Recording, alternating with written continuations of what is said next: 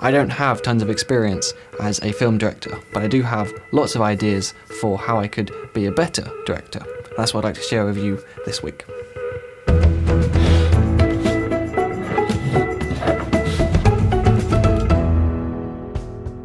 We're always hearing about the director's vision. What are they trying to do with this film?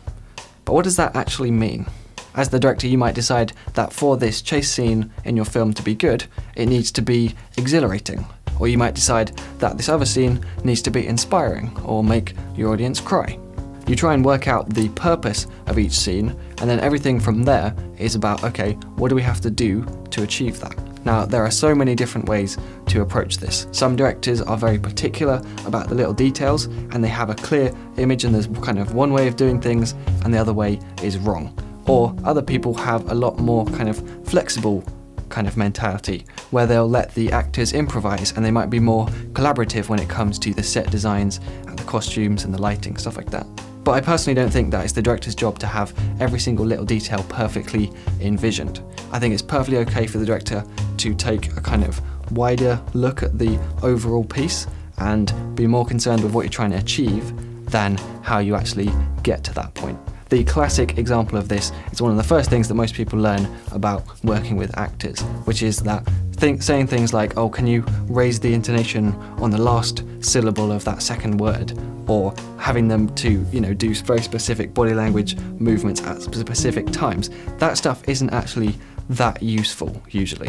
It's often better to talk to people about, how the characters are thinking, what the characters might be feeling, have it more on a discussion basis, and talk about the bigger ideas rather than going in on those micro little details. The same goes for lighting. Now, that's not always easy to do, particularly if you have a background in doing everything yourself, as most beginners do.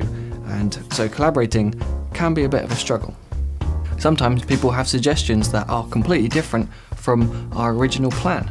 But then as you think it over, you realise that actually that achieves what we were trying to achieve with the scene better than my original plan. So you take the best idea wherever it comes from. So a huge part of the director's role is to find these people who can kind of get on the same page as us without needing us to explain every single little detail. And of course the big one is finding people who you actually enjoy working with, people who you enjoy spending time with, because that just naturally makes the whole experience on the set a lot nicer, a lot better, which will no doubt influence the final product. So directing isn't about being the smartest person on set. It's about assembling a team and leading them through the production. Okay, so all of this so far has been a little bit abstract. What about the practical side of things? What does a director actually do?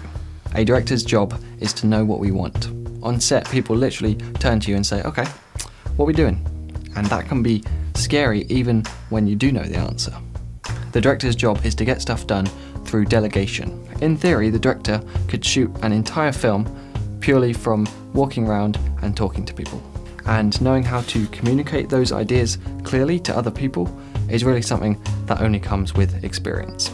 The director makes most of the tough decisions. Are we ready to move on to the next shot, or do we need to fix something and go for another take? What happens if something goes wrong? That's up to the director to figure out a plan. But beneath all of that, the director's job is to translate the script into a film. Answering the question, what does the audience need to see?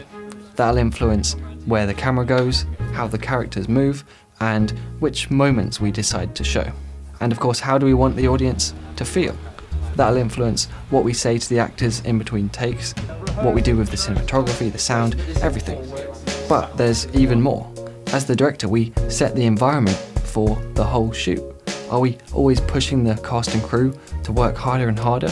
Or are we really encouraging when people do well? Is it serious business all the time, or do we leave some time for joking around?